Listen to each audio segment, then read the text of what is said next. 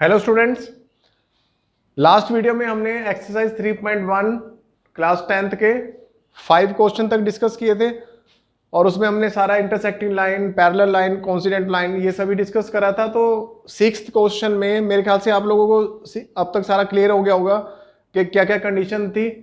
तो 6th question में दोबारा उसने पूछा है, उसने कहा कि given the linear equation 2x + 3y - 8 = 0, 2x + 3y - 8 = 0। ये 6th क्वेश्चन है हमारा। तो कह रहा right another linear equation in 2 variable such that the geometrical representation of the pair so formed.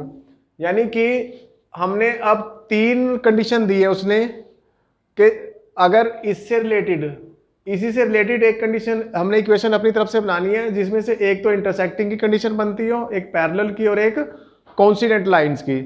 तो ये तीनों कंडीशन है, इजीली है, हम कोई भी एग्जांपल इसमें देके कर सकते हैं। तो अगर इससे रिलेटेड हमने कौन सी कंडीशन बनानी है, इंटरसेक्टिंग लाइन की। ज्योमेट्रिकल रिप्रेजेंटेशन मतलब उसको ग्राफ में अगर ड्रा करें तो इंटरसेक्ट करें, इसको ज्योमेट्रिकल रिप्रेजेंटेशन बताते हैं। तो इसके अकॉर्डिंग अगर हम इक्वेशन बनाते हैं तो हमें कौन सी कंडीशन बनानी है, a1/a2 ≠ b1/b2। तो यहां पे हम कुछ भी बना सकते हैं, 5x + 4y - 6 = 0।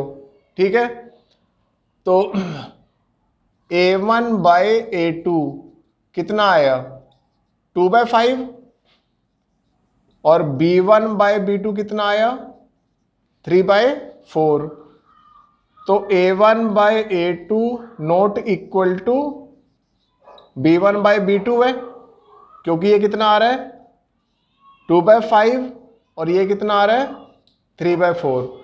तो ये जो पेयर बना है हमारा, ये वाला, ये कौन सा बना है, इंटरसेक्टिंग लाइन का। आप कुछ भी इनफाइनाइट एग्जांपल्स दे सकते हैं इसके। ठीक है, हम जितने भी क्वेश्चन करेंगे उसमें आप कोई भी आंसर से मैच नहीं करेंगे, क्योंकि हम कुछ भी एग्जांपल दे सकते हैं। सिर्फ ये कंडीशन ध्यान रखनी है इंटरसेक्टिंग लाइंस के लिए कि ये इनका रेशियो जो है इक्वल ना आता हो, a1/a2 और b1/b2 का। ठीक है, इसी तरह से अगर इसी इक्वेशन के साथ मुझे पैरेलल लाइन की कंडीशन बतानी है, तो मुझे सेकंड इक्वेशन ऐसी लिखनी पड़ेगी कि जिसमें a1/a2 और b1/b2 तो इक्वल आते हो, बट c1/c2 इक्वल ना आते हो। तो यहाँ सिंपल है, इसको मैं अगर 6x लिखता हूं, ठीक है, 2 3 जा 6 हो गया, तो मैं यहाँ पर 9x लिख देता हूं और 3 3 जा 9 हो जाएगा। और c1 ≠ तो यहाँ मेरे को क्या चाहिए, 1/3 आया ना, तो मुझे ऐसा नंबर लिखना है यहाँ पे कि 1/3 ना आने पाए। अगर मैं यहाँ -124 लिख देता हूँ, तो -8 को -24 से डिवाइड करूंगा तो +-+8 3 जा 24 आ जाएगा ना। तो वो नंबर मेरे को नहीं लिखना है, मुझे यहाँ -24 को छोड़ के कुछ भी नंबर लिख सकता हूँ मैं। यहाँ पर 7 लिख देता हूँ मैं, ठीक है, = 0। तो a1/a2 कितना आया, 2/6, b1/b2 कितना आया, 3/9, और c1/c2 कितना आया, -8/7। तो ये भी 1/3 है, ये भी 1/3 है। तो a1/a2 = b1/b2 ≠ c1/c2 आया, क्योंकि ये कितना आ रहा है, 1/3, ये कितना आ रहा है, 1/3, और ये कितना आ रहा है, -8/7। तो जब भी इनकी हम ग्राफ ड्रा करेंगे तो हमेशा ग्राफ कैसा जाएगा, पैरेलल जाएगा। ठीक है, कुछ भी एग्जांपल अपनी तरफ से और भी कुछ एग्जांपल बना के दे सकते हो, जरूरी नहीं है मैंने 6 9, कुछ भी, मतलब ये दोनों इक्वल आने चाहिए, बस ये कंडीशन है इसमें। इसके बाद थर्ड है कोइंसिडेंट लाइन की हमें इक्वेशन बनानी है, इसमें तीनों ही इक्वल होने चाहिए। तो जैसे अब मैंने यहाँ पर 4 लिख दिया, यहाँ पे लिख दिया 6, और यहाँ लिख दिया -16। ठीक है, तो a1/a2 कितना आया, 2/4,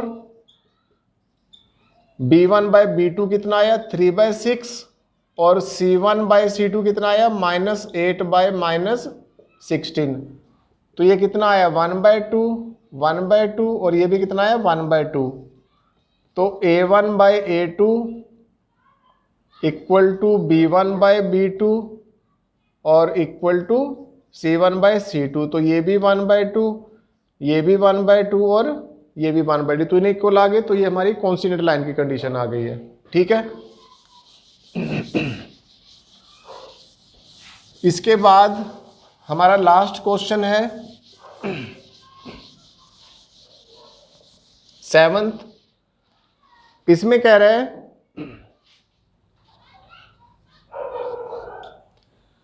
draw the graph of the equation x minus Y plus 1 equal to 0, x minus Y plus 1 equal to 0 and 3x plus 2y, 3x plus 2y minus 12 equal to 0।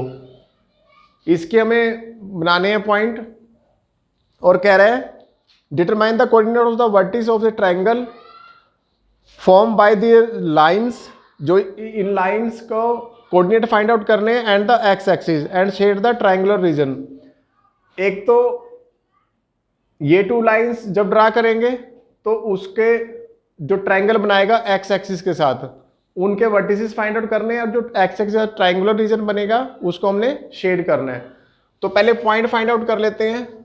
X को यहीं रखते हैं, वाई उधर जाके plus का बनेगा, Y क्या बनेगा माइनस का। तो हम 3 पॉइंट्स फाइंड आउट कर लेते हैं। 3 पॉइंट्स के बारे में बता चुका हूं कि क्यों जरूरी होते हैं। y को अगर 2 पुट करते हैं तो x कितना आएगा 1, 2 माइनस 1। y को अगर 4 पुट करते हैं तो कितना आएगा 4 पुट करते हैं तो 4 माइनस 1 3 आएगा। y को अगर 6 पुट करते हैं तो कितना आएगा 5। ठीक है। इसी तरह से यहाँ पर अगर हम x को यहाँ पे रखते हैं तो 12 उधर जाके क्या बनेगा प्लस का, और 2y क्या बनेगा माइनस का, डिवाइड बाय 3 कर लेते हैं। तो इसके भी कोऑर्डिनेट फाइंड आउट कर लेते हैं हम। वैसे तो हमें 2 ही फाइंड आउट करने होते हैं, बट कोशिश करें कि 3 आ जाए तो ज़्यादा बेटर। अगर थर्ड निकालने में दिक्कत हो रही है तो पहले 2 ही आप कंफर्म कर लें कि हमारे बिल्कुल राइट आ रहे हैं नहीं आ रही है। तो y को यहाँ अगर 0 पुट करते हैं तो ये सारा 0 बन गया। तो ये कितना आया हमारे पास 12/3, तो कितना आया ये 4, 3 4 जा 12। इसके बाद अगर हम इसमें y की जगह -3 पुट करते हैं, -3, तो माइनस माइनस प्लस 3 2 जा 6। मैं इसको करके दिखा देता हूँ। y को अगर -3 पुट करते हैं तो x हमारा आएगा 12, 2 इंटू -3/3, तो माइनस माइनस प्लस 2 3 जा 6/3, तो 18/3 आया। तो ये हमारा कितना आया 6 आ गया। तो -3 पे x कितना आएगा 6 आ जाएगा। ठीक है। इसी तरह से अगर हम y को 3 पुट करते हैं, y को हम 3 पुट करते हैं तो 3 2 जा 6, तो 12 में से 6 माइनस करा 6 आया। तो 6/3 कितना बनेगा, ये बनेगा 2। ठीक है। तो ये 3 पॉइंट्स आ गए हमारे पास। बस अब इसका ग्राफ बना लेंगे हम। ये हमारा x एक्सिस और ये हमारा y एक्सिस, ये हमारा क्या आ गया ओरिजिन। तो x इक्वल टू 1 है और y कितना है 1 2, तो ये पॉइंट यहाँ कहीं आएगा 1 2। फिर 3 और 4 है तो यहाँ पर 2 3 और y कितना है 4, तो 1 2 3 और 4, ये हमारा 1 था। तो ये पॉइंट दोनों यहाँ कहीं मिलेंगे, 3 यहाँ से 4 यहाँ से, तो ये आया 4 and 3। x कितना है 5, ये 4 आया और ये 5 आया, और y कितना है 6, ये y 5 और y 6, तो ये दोनों यहाँ कहीं मिलेंगे जाके। ठीक है। तो ये हमारे पास आया 5 and 6। तो क्या करेंगे, इसको मिला देंगे। ठीक है। और यहाँ पे क्या करेंगे, इक्वेशन का नेम नोट कर देंगे, x minus Y plus 1 equal to 0। 3 point मैंने क्लियर हो गए ना, क्यों बताए थे, क्योंकि अगर ये तीनों पॉइंट हमारे ठीक आ रहे हैं तो एक स्ट्रेट लाइन पे आएंगे। अगर कोई हमने प्लस माइनस की मिस्टेक कर दी है तो कोई ना कोई एक पॉइंट ऊपर नीचे हो जाएगा, तो हमें पता लग जाएगा कि हमारी यहाँ मिस्टेक हो गई है। सेकंड है 4 0, इसका ग्राफ ड्रा करते हैं। एक्स कितना है 4 और वाई कितना है 0, तो हमारा यही वाला पॉइंट बन गया 4 एंड 0, क्योंकि जहां भी वाई 0 होगा वो किस पे आएगा, एक्स एक्सिस पे। फिर एक्स कितना है 6, ये हमारा 6 आया, और y कितना आ रहा है -3, तो यहाँ पे आएगा 1 2 3, ये -1, ये -2 और -3, तो ये दोनों यहाँ कहीं पे मिलेंगे जाके, ठीक है। तो ये आएगा पॉइंट हमारा 6 एंड -3, ये वाला पॉइंट। इसके बाद 2 और 3 है, ये 2 है हमारा और ये हमारा है 3, तो ये पॉइंट आया 2 एंड 3। तो ये फिर एक लाइन पे आ रहे हैं सारे, तो इसको फिर हम ज्वाइन कर देंगे सारे पॉइंट को, ठीक है। तो और इसके ऊपर इक्वेशन का नेम नोट राइट डाउन कर देंगे, 3x + 2y - 12 = 0। देखो स्टूडेंट, हम कोई भी ग्राफ बनाते हैं ना जिसमें ये स्टैंडर्ड फॉर्म में होगा सारा, कांस्टेंट टर्म भी होगी, तो उसका ग्राफ हमेशा ऐसे इंटरसेक्टिंग अगर बनता है तो क्या होगा कि वो एक्स एक्सिस और वाई एक्सिस के साथ दोनों के साथ ट्रायंगल बनाएगा। एक्स एक्सिस के साथ देखो यहाँ पे ट्रायंगल बना रहा है, ये वाली ट्रायंगल, ठीक है, और वाई एक्सिस का ट्रायंगल कौन से बना रहा है, ये वाली।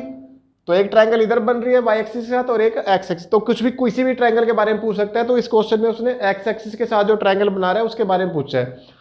तो ये हम शेड कर देते हैं इस वाले पोर्शन को, ठीक है, ये हमारी ट्रायंगल की शेडिंग हो गई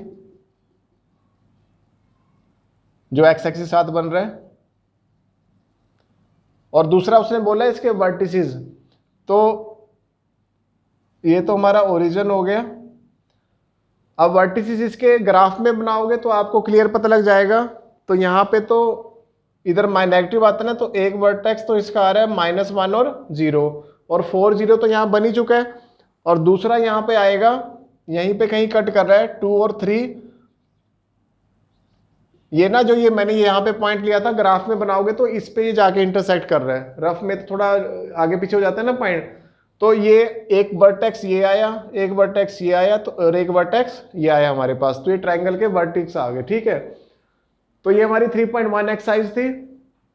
अगर आपको इस एक्सरसाइज में कोई डाउट है तो आप कमेंट बॉक्स में भेज दें मुझे, ठीक है, मैं उसको दोबारा रिपीट करा दूंगा, ठीक है। Thank you.